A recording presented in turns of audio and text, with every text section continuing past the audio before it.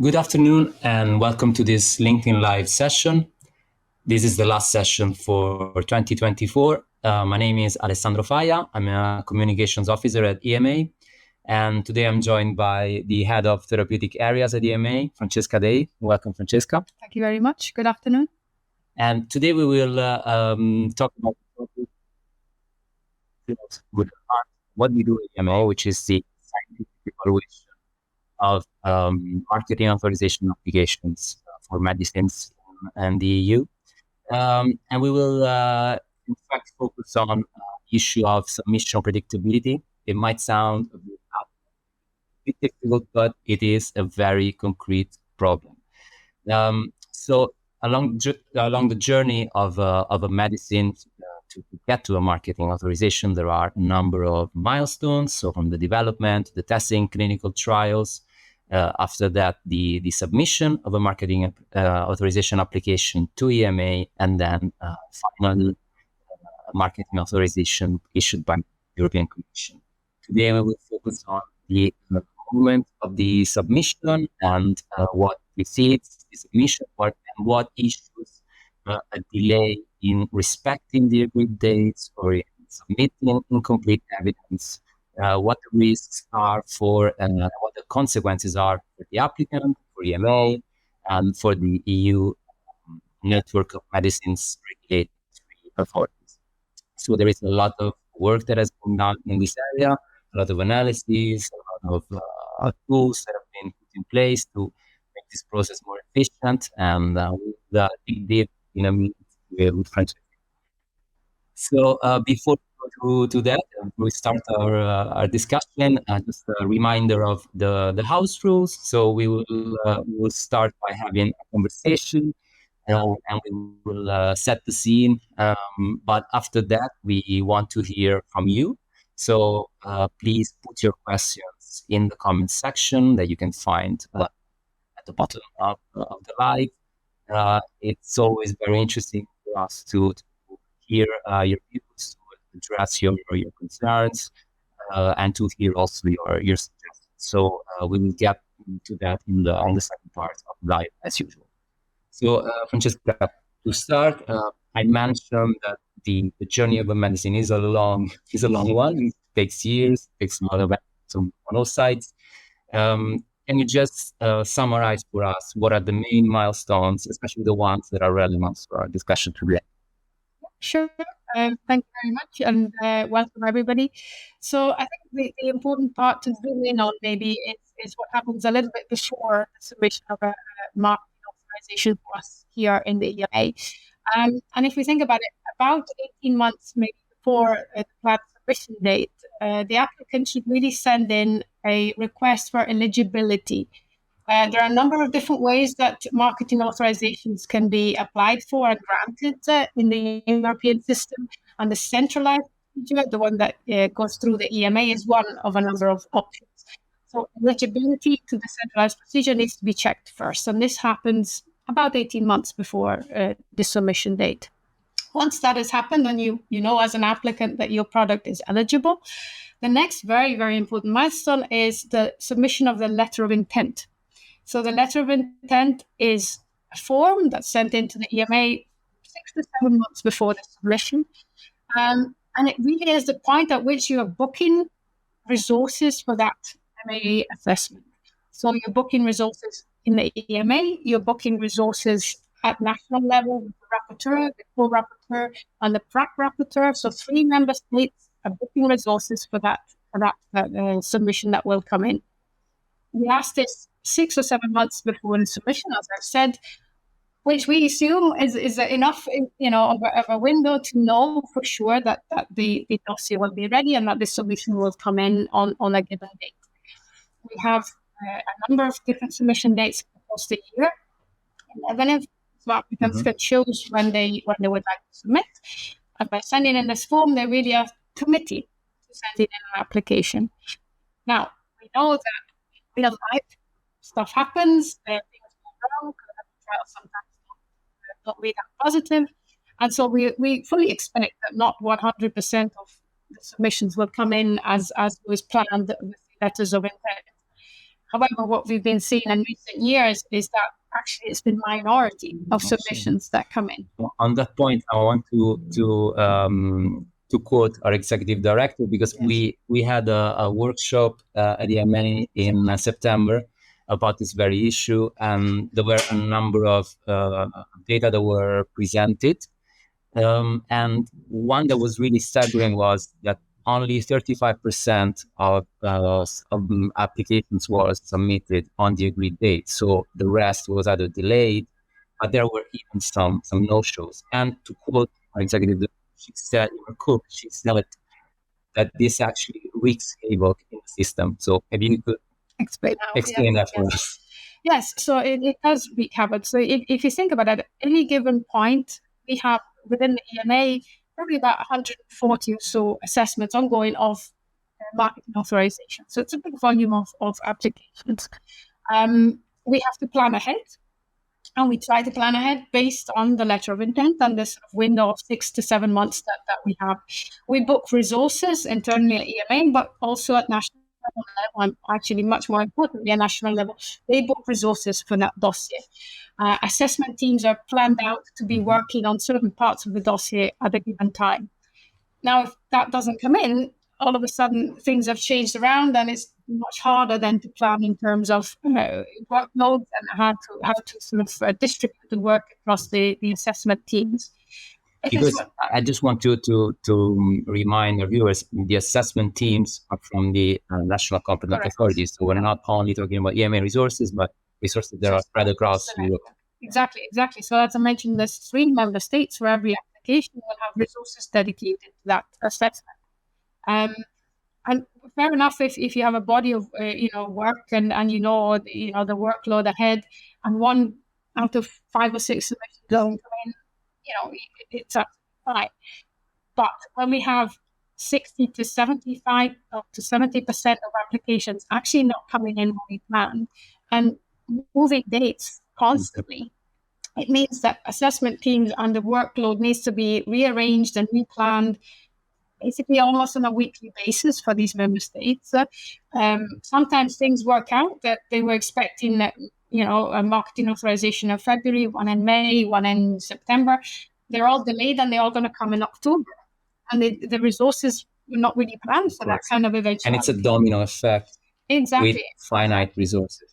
So every national authority has a number of assessors, of course. And I think what's also critical to understand is that they're not just sitting there waiting for an application to arrive doing nothing. The same assessors will assess national route applications, but also all of the post-marketing work, so all of the variations to that. A lot of assessors are also involved in clinical trial application assessments. So that could cause delays in that remit. So the finite situation in each member state really is put to the test. And as Emer says, havoc is wreaked because the dates keep moving, and it's really, really hard work to try and find teams and members and assessors to be able to cover this real uncertainty in submission. Actually, in the after this workshop, as an outcome of this workshop, there is a report that is actually published on our website, and I think we'll post the link in the chat for our viewers so they can access, because there's a lot of interesting resources in there, and there's even a post workshop report where you detail a number of let's say measures or measures that messages for applicants. So, and applicants, let's just remind again that industry, big and small companies, SMEs, can be academics, academic startups. So basically every entity that is developing a medicine is interested in that. Exactly. Yeah. So can you just remind us what are the main key messages? I think it's sounding a little bit funny, but the main thing is communication. I think as I said, we really count the letters of intent as bookings of resources. Should there be any change, and change happens, we understand that, it's very important to communicate clearly and as early as possible that there is an intended change of submission date. Now, communication can be informal in the beginning, so you can always contact your product lead, and you have an assigned product lead for every application that comes in, and maybe explain informally via email even that there are issues of whatever sort. For our sort of tracking purposes, we really only count the submission of the form with which you formally change the submission date as a notification. So emailing your product lead to say we're thinking of moving the date doesn't quite get into our systems at that point. We need formal notification via a form. And then the submission date is formally changed in our systems. All of the rapporteur teams are informed of this change.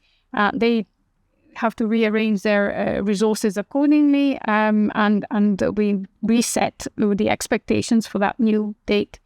And that's how it works. Another important part is the maturity of the dossier. Absolutely. So as well as really communicating as early and as fully as possible when there are changes, we always advise for applicants to be mindful that we expect a certain maturity of dossier coming in. We see a bit of a trend for less and less maturity of dossiers. So applications coming in with less and less data, and the expectation that maybe this data can be supplemented through the assessment phase, almost to the extent that there's a plan in place already to provide a big tranche of data at the day 120 clock stop. We have a clock stop at day 120, or even sometimes at the day 180 clock stop timeline, which is very, very late in the assessment phase. And this also causes havoc with the system, that we get big boluses of data to assess towards the end of the assessment phase, when really there's less time for assessors. And so we really, again, encourage applicants to prepare their dossier fully, to make sure that the data is mature, follow all the guidelines of what would be required for the specific cases, to make sure that they come with a full dossier at the submission date that they declare. And then that makes the assessment process a lot smoother for everybody. We will no longer need any long clock stops. There will not be an opportunity for rapporteurs to have to look at all this data late in the assessment. Actually, on this point of the no longer say clock stops are not justified or they're too long, one of the provisions is like more stringent application of the CHMP guideline. The CHMP is our EMA's Human Medicines Committee. What does that entail for our viewers? Yes, so we have been accused in Europe of being quite slow in our approval process. And when we have looked at the data, and this is it's incredibly transparent, you see it immediately when you look at our annual reports. Year on year, we've seen a worsening of the length of approval times in Europe. And when you break it down by what is getting longer, the phases that are getting longer are the clock stops. And so we are bound by legislation to assess dossiers within 210 days, but we do allow 2 clock stops during the assessment phase for companies or applicants to be able to prepare responses to questions. And this works really well, and it's a good opportunity for applicants to rethink and re-put together their facts and provide maybe additional explanations, etc.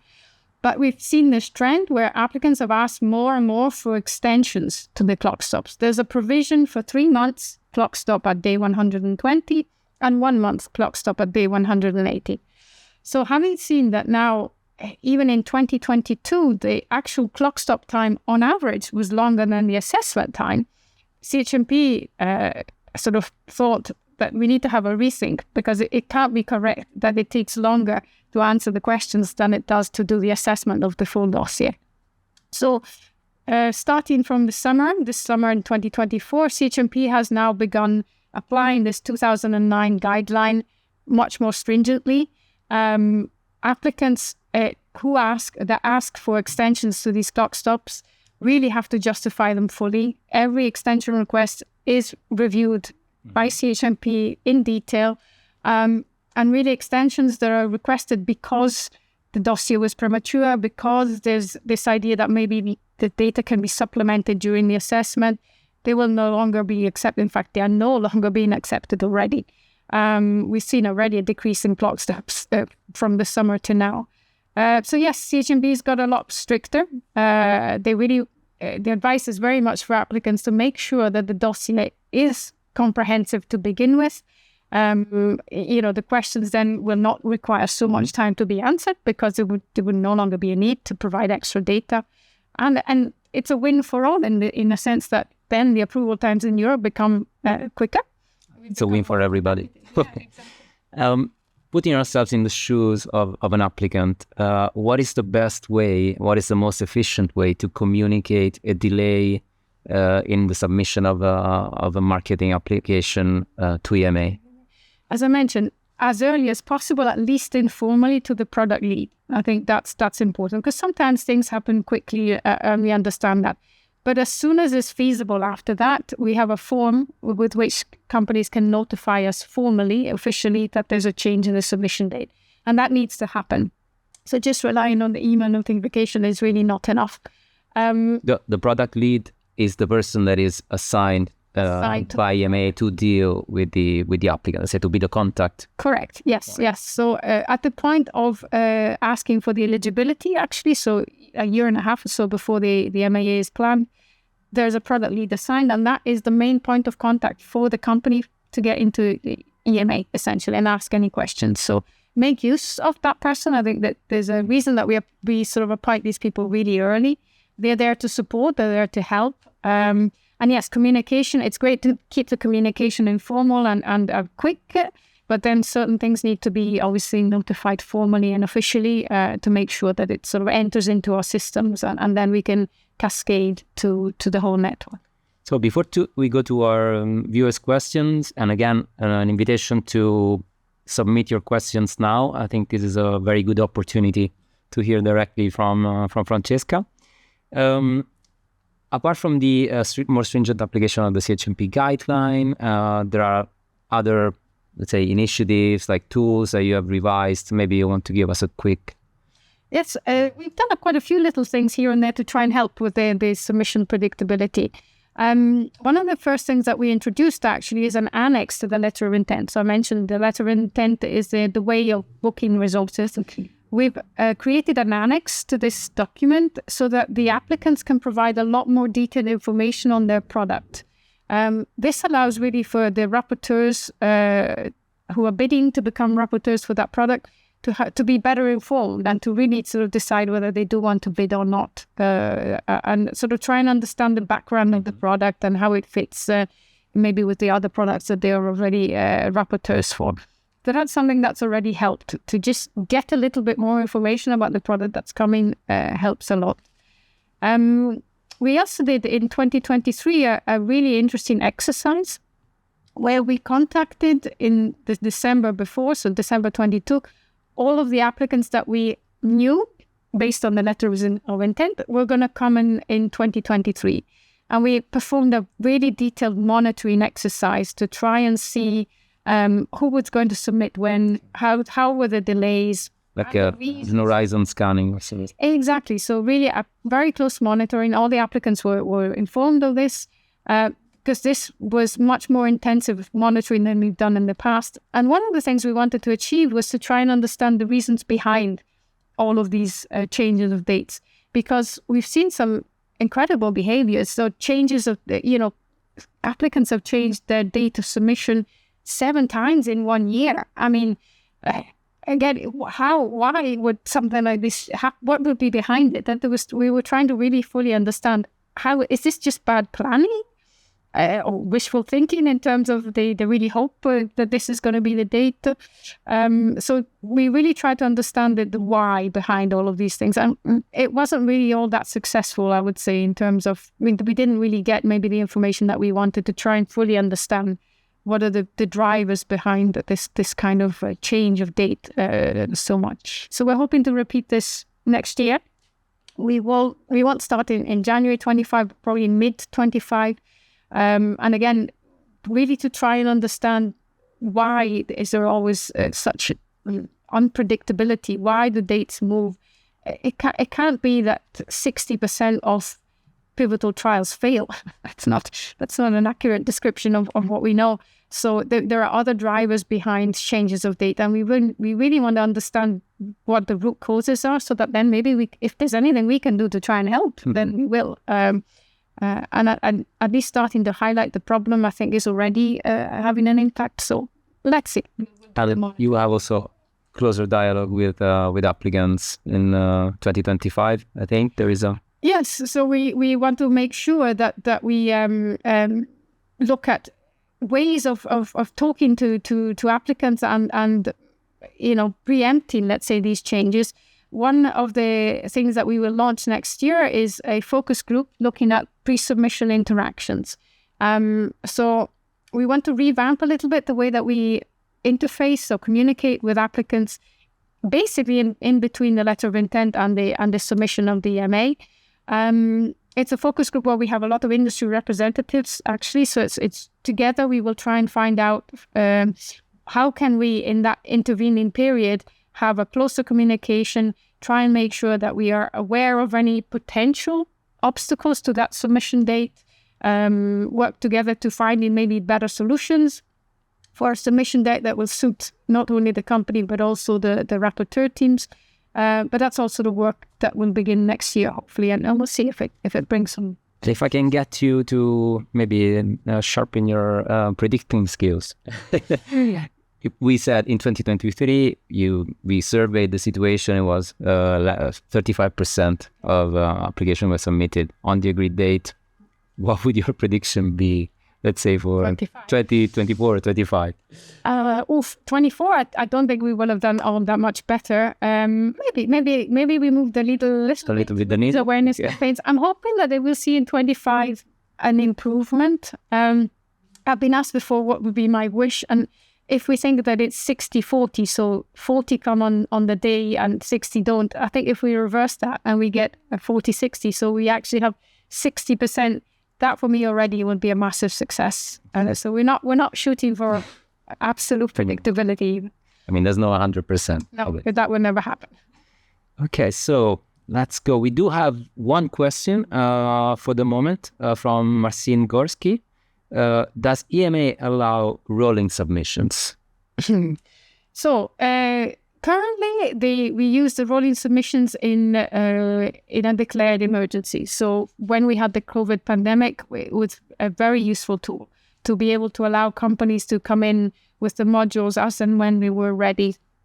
It's incredibly onerous on the network. It really adds complexity and a lot more work.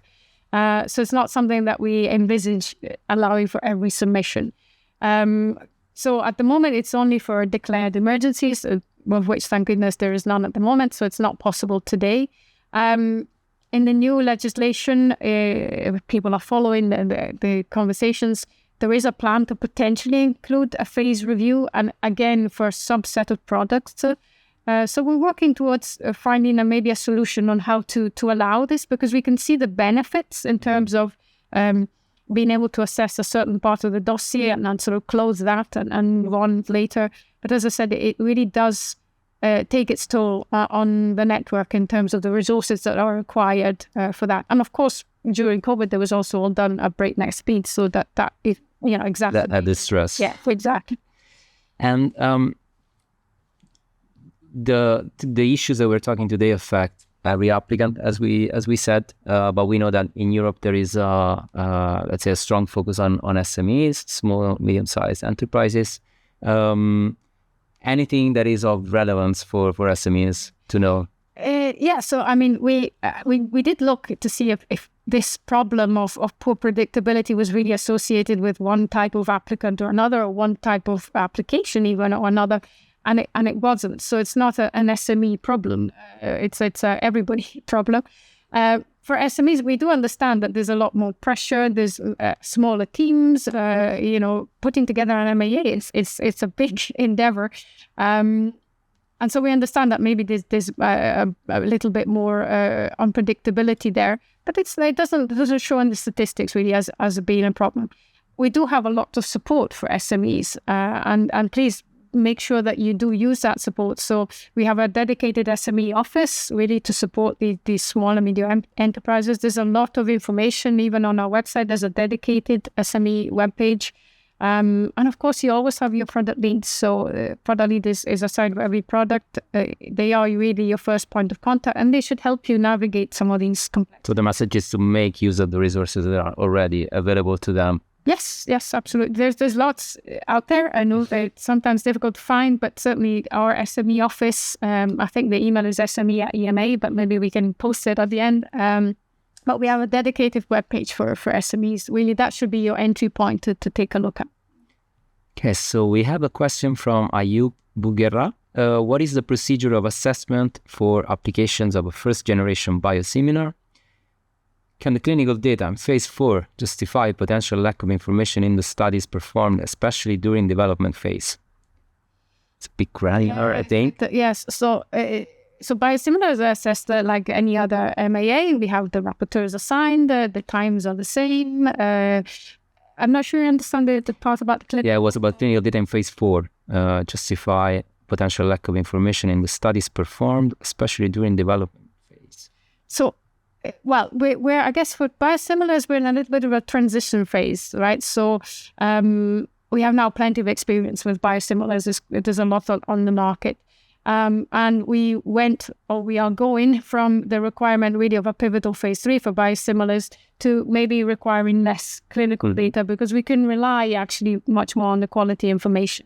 It's much more, much better than maybe it was when initially we started to do biosimilars. So yes, we will slowly, I can imagine, move away from the requirement to have clinical studies for biosimilars.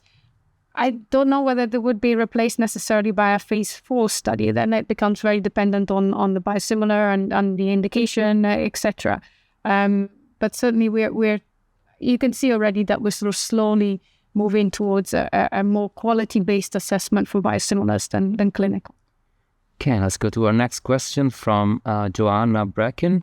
In 2025, if a cost is attached to the change of date on the letter of intent, is it expected to resolve the current issues you see regarding delays to submission? I don't think that's why it was introduced.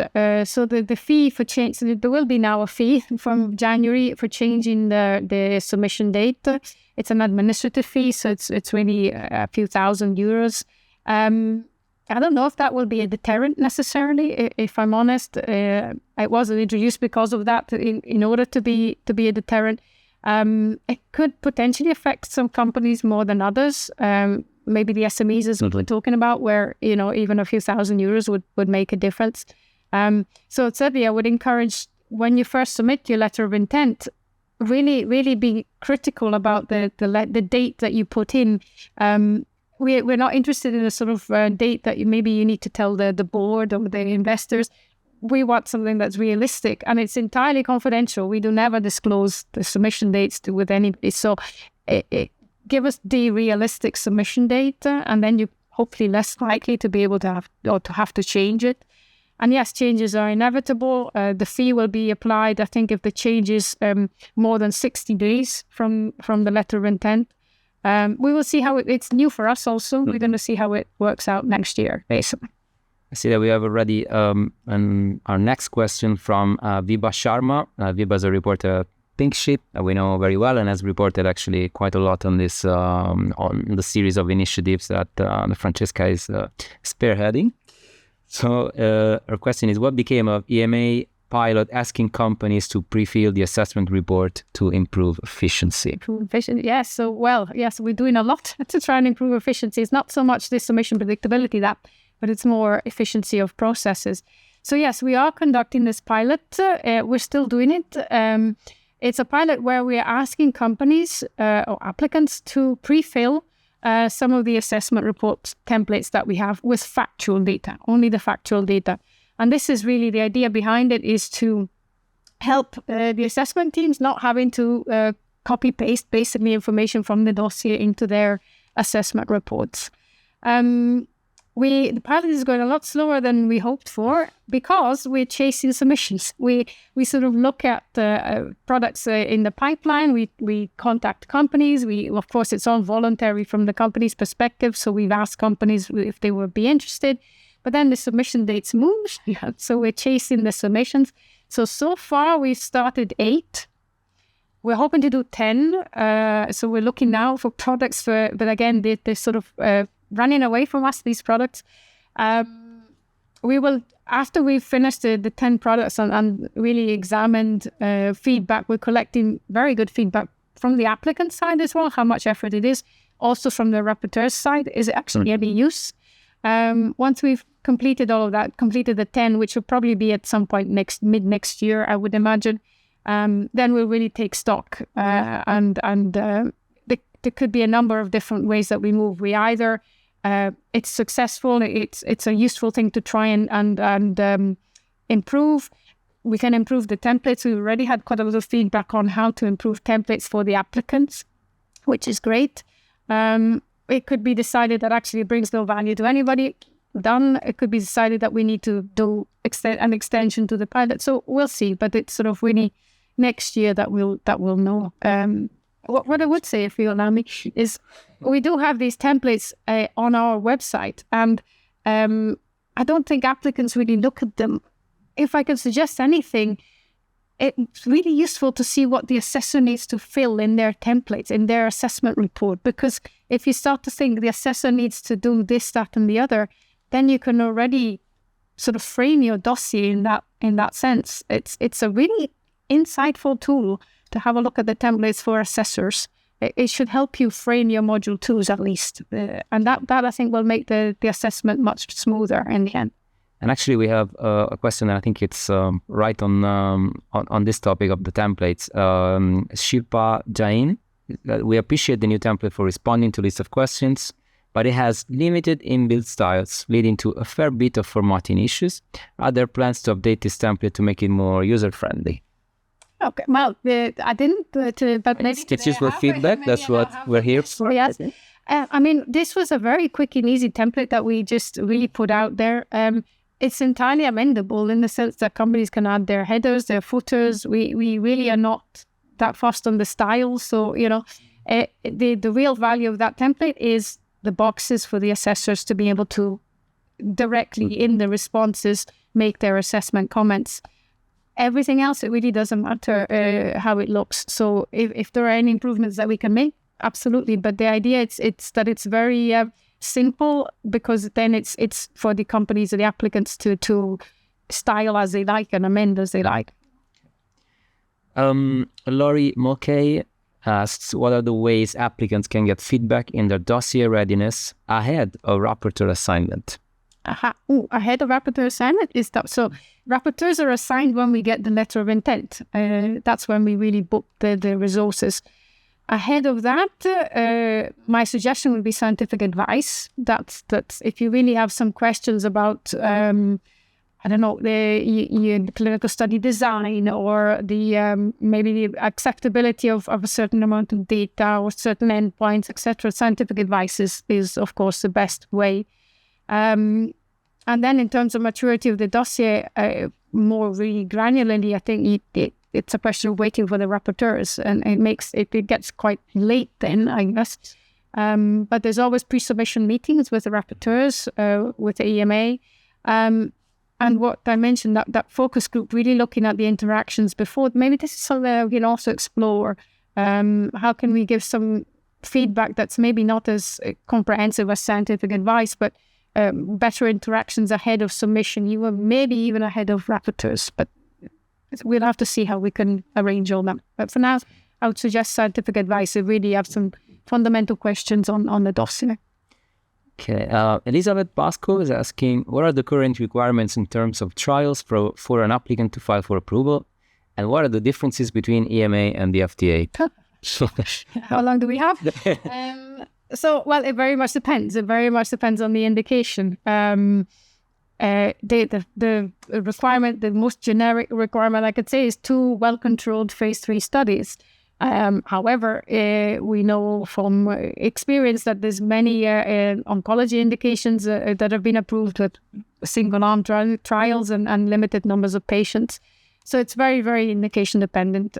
We have a number of guidelines that can be obviously looked at, and scientific advice if you have a really specific product, really specific question.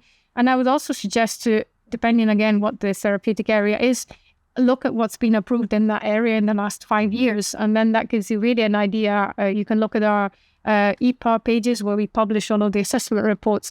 It really gives you a good idea of what other companies have done in order to get their product approved. And if you're looking at the same indication, then following the same path is most likely going to lead to the same result. In terms of differences with FDA, again, very much indication dependent. There are some places where we're very well aligned, others where maybe we're not. But yeah, I mean, it's a bit extensive as a topic. Right. Another question from Rosa Torres. If a product needs two phase 3 clinical trials, do you accept one of the studies coming from the US? Yeah, well, yeah, we have no block on any study being conducted anywhere. It, again, depends very much about the indication. The selected patient population, you have to justify that it represents the population of Europe at the end of the day. And with the US, there's really no problem in justifying that, I would say. So it very much depends. But we do accept data from clinical trials wherever conducted, so long as it's extrapolable to the European population. And then indication by indication, you need to make sure that the patient population covered is the one that's then claimed for, etc. Yes, so there's no, stop to using clinical data from the US. Okay, E.B. Christol is asking, could you please share examples of some data the companies provided during clock stop that you have considered unjustified? Here I would add, to the extent possible. Yeah, without going into to details. Examples, of course we can't.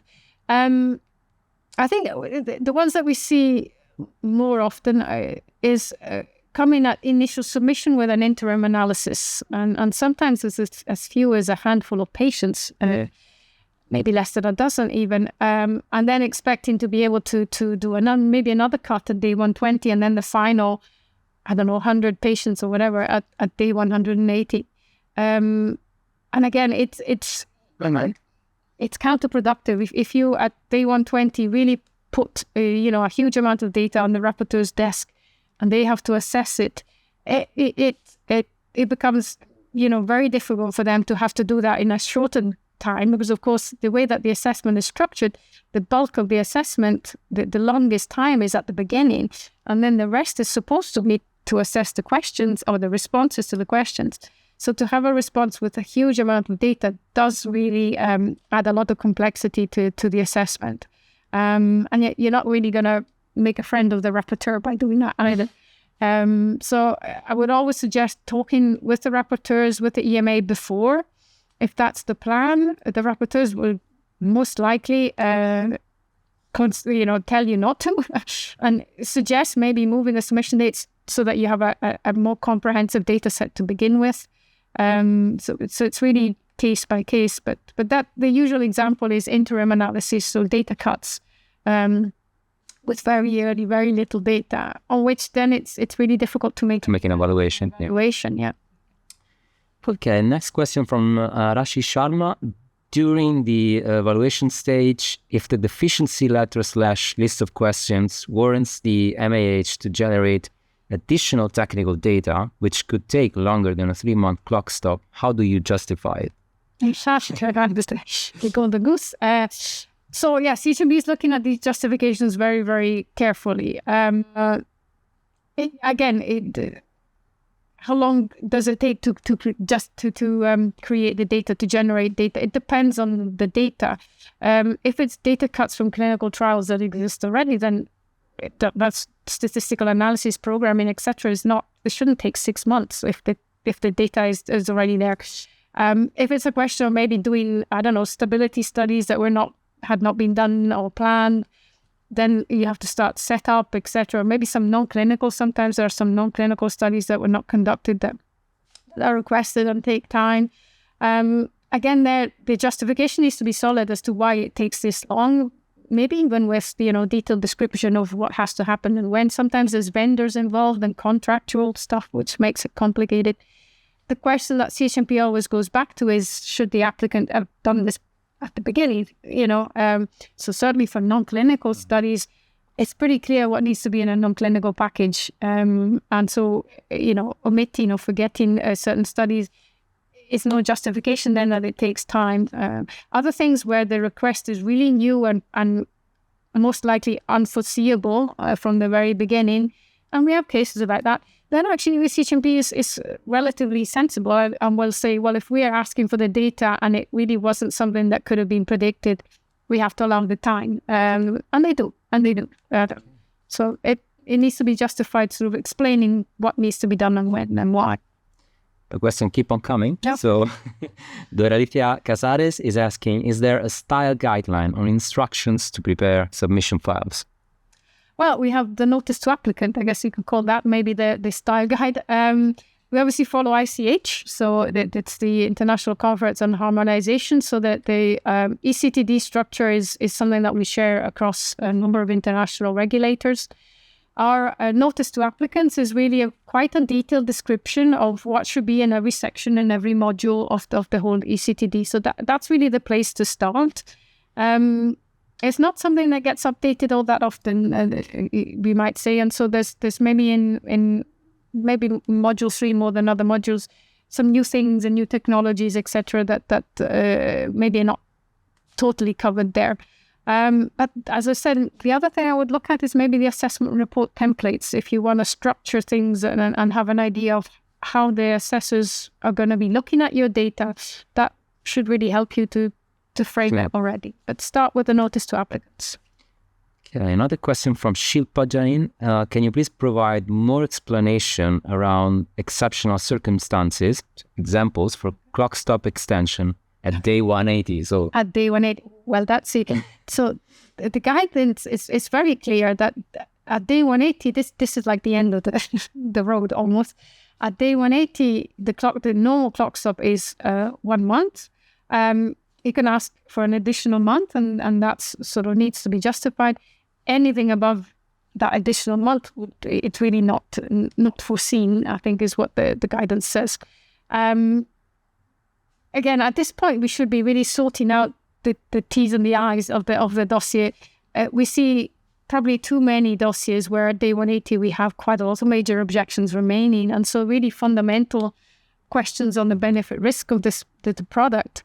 And there again, where the sort of committee goes back to is was this really a premature dossier? So should there have been more thinking and more data and a more comprehensive dossier to begin with? So it's difficult to give examples, but quite often there's these things where the problem has persisted throughout. It's very rare that something new pops up at day 180. It's always something that's been dragging the whole time, that's not been sufficiently addressed at day 120. I would also say make use of the clarification meetings. Mm-hmm. So after you get your day 120 list of questions, you have the opportunity to maybe have a clarification. If it's not clear what the thinking is behind, why the rapporteurs are asking, what they really want to see, you have the opportunity to ask that. And so to prepare a sort of comprehensive as possible answer. That should also help, not to see the question again at day 180, hopefully. Okay, so I think we have no more questions from our audience. Maybe I would just ask you, so what's our take-home message here for applicants, or potential applicants? Take-home message. So going back to the submission predictability, I think the main take-home message is, please, in your letters of intent, make sure that you have a realistic date for submission. If you have to change the submission date, which we understand can happen, make sure that you communicate as early as possible with your product lead, even informally, but as early as possible also with the official thriller. And be mindful that, again, when you notify us of a second change, a change in the date, don't just push it out a couple of months to think, well, we'll resync it, and then push it out a couple of months again. And then again, this is where we get the 5 or 6 changes in 1 year. Be realistic about what the problems are and what needs to be done, and what's the official, what's the most realistic submission date again, so that we avoid these products with so many changes of date. And the other thing, sorry, no, please. Because even more annoying than people changing date is we have, maybe half a dozen, but in a year of no-shows. So we expect the file to arrive and the submission date comes and goes and we hear nothing. So, and that's even worse, to not, everybody's ready and nothing comes. So I think that really, we would like to see none of those. So make sure that you communicate the fact that the submission is delayed, and don't just leave it until after the submission date has passed. It has to be before. Okay. Slight plot twist. We have one additional question. Real world data, real world evidence. Sami Zutuni is asking, are they currently considered by EMA for the marketing authorization dossier?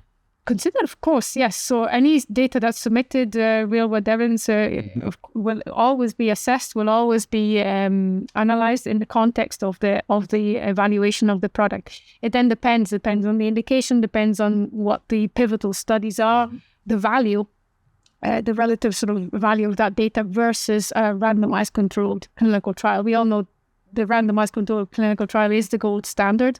And so real world evidence can definitely play a role, and it's always assessed and always evaluated against any other data that's available for dossiers. I don't think we've had so far any dossier that's only relied on real world evidence. Okay, on that note, I will wrap up this session. I will start by thanking Francesca for her time and knowledge and insights into this topic. And a reminder that this replay, the replay of this live will be available on LinkedIn. We will also publish it on our YouTube channel, so you can check it, you can share it with your contacts. And if you have any comments, any suggestion, also the comment section will still be open. So please share your input with us, even about, for example, sessions that you would like to see in topics that you would like us to discuss in 2025. So for the moment, that's it from our side. Thank you very much, and have a nice day, and we'll see you at the next one. Thank you.